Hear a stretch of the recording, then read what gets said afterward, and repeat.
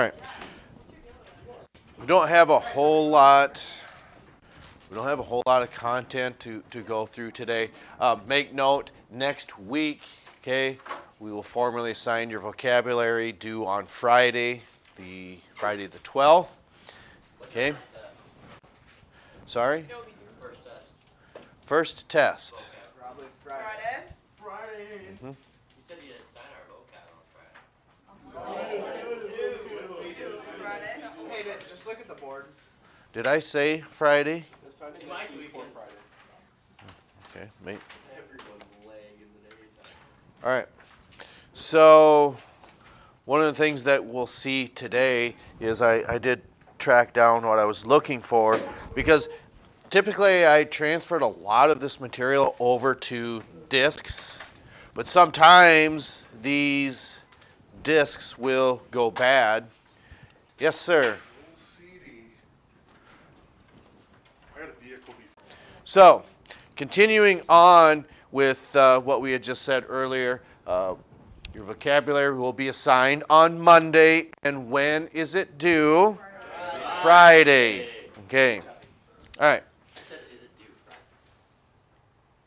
No, you said, is there an evaluation next week? Yes, on Friday. More than likely. Okay. So, this is, we changed the, what I want to say, the background of this, okay? Nice. And one of the reasons I like doing this is that rather than having them all black and white, I can just quickly look through and say, oh, if it has this banner, it is that of biology. If it has a brown background, it's anatomy and physiology, excuse me. If it's blue, then it's physical science. And then if it's orange, it's organic chemistry. Okay, so this I think we had wrote down, and we may have wrote that down because I remember something about legs. Okay. All right.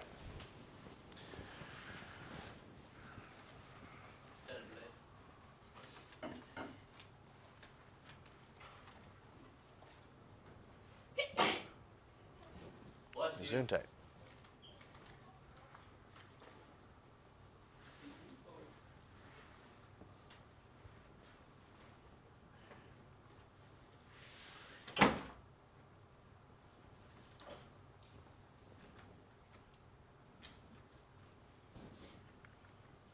So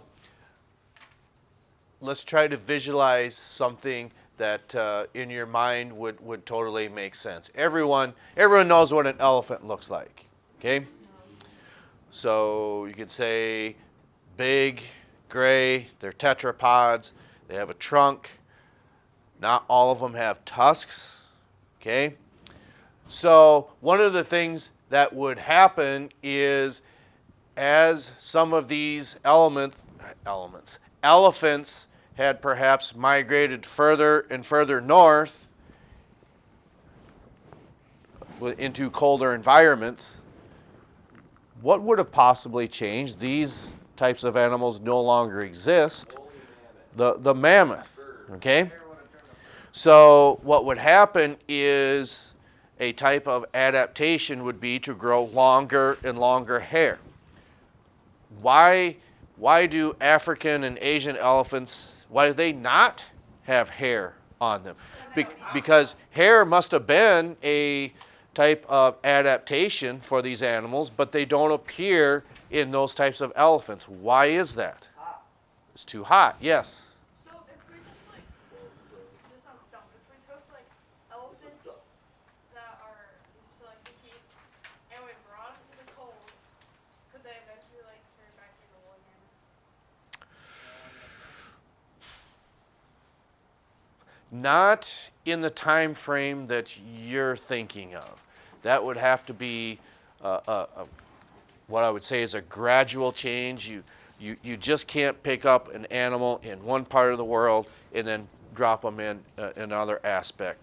It has to be a type of stimulus due to the environment. In other words, the temperature would slowly have to drop for those changes to take place. And in order to make that adaptation, again, we're talking tens of thousands to hundreds of thousands of years, which in geologic time is not very long, okay?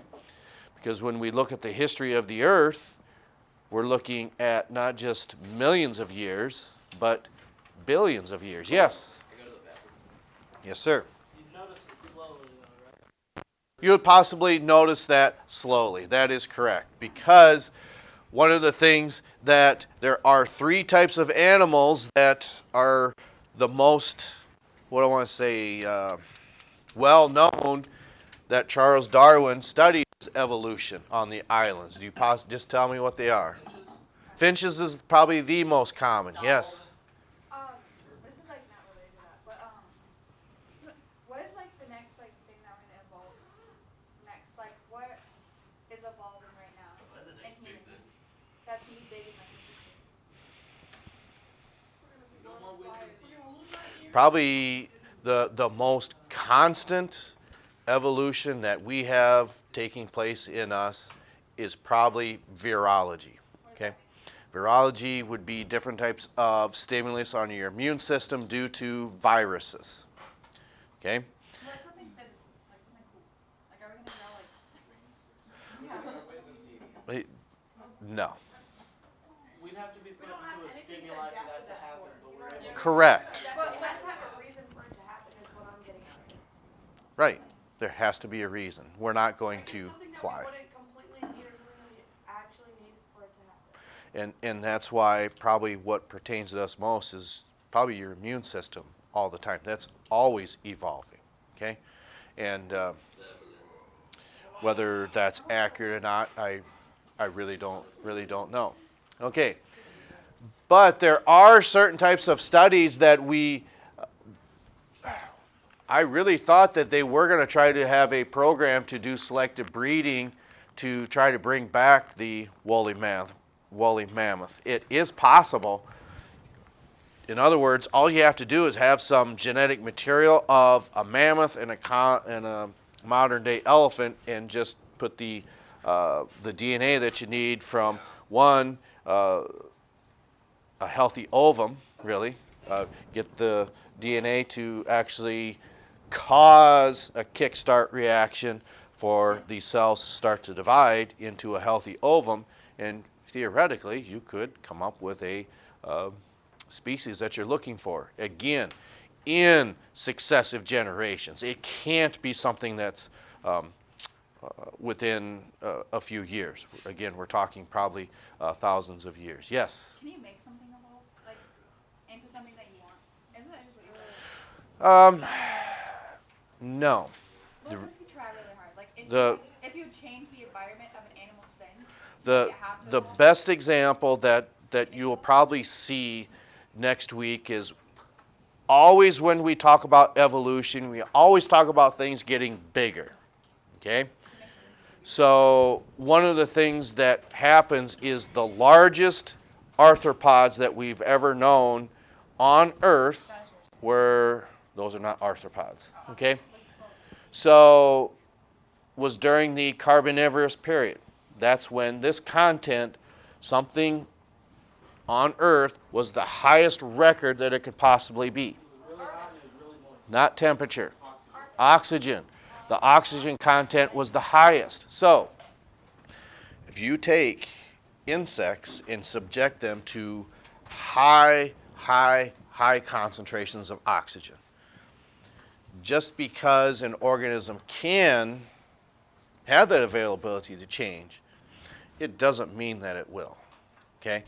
Because again, there has to be you can't force that onto an animal. Like what you said, there has to be a reason. Just pushing oxygen in isn't going to do that, okay? I mean, that's a valid question. I mean, how many of you would like to see spiders the size of a basketball crawling around? Probably not. I would agree. Okay? They can stay. Yeah, Billy would literally leave, bro. She'd walk off the face of the earth. Okay. So I just want to take a fitness. I want to get to the bottom of that. Okay. Then I think we're going to have to stop at the end of this for today. Okay?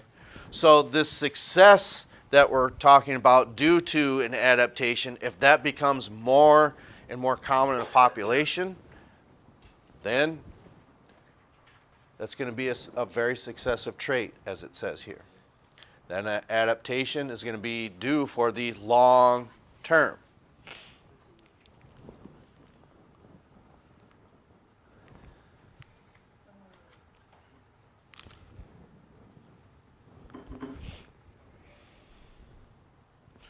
So in this case, in general, having thick fur can lead to a long life. If the fur is thick, chances are it's in a cold environment.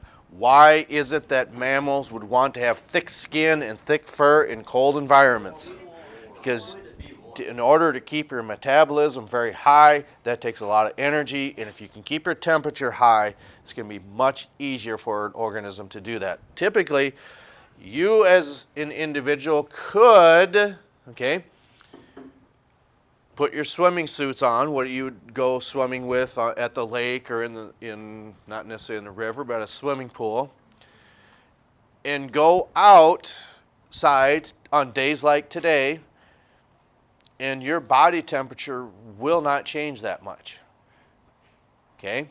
It's gonna try to drop, but your body just will not let you do that. There's certain types of, let's say, not adaptations, but certain things your body's going to do that's going to really allow you to keep your body temperature up. Because how many farmers or people who work outside, your fingers get really, really cold, okay?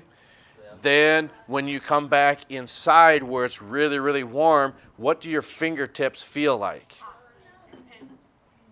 Say that again. Burning and what? Pins and needles. You have tiny ice crystals forming in your fingertips. When those ice crystals start to melt, that starts to move some of the nerve endings that you have, and that's why it feels like little pin needles doing that. What about freezing to death? Jack Frost. Well, you're going to pass out long before you're going to know you froze to death. That's just... That's good. I mean, I'd like to see myself go. I'd like to. Okay, Imagine freezing.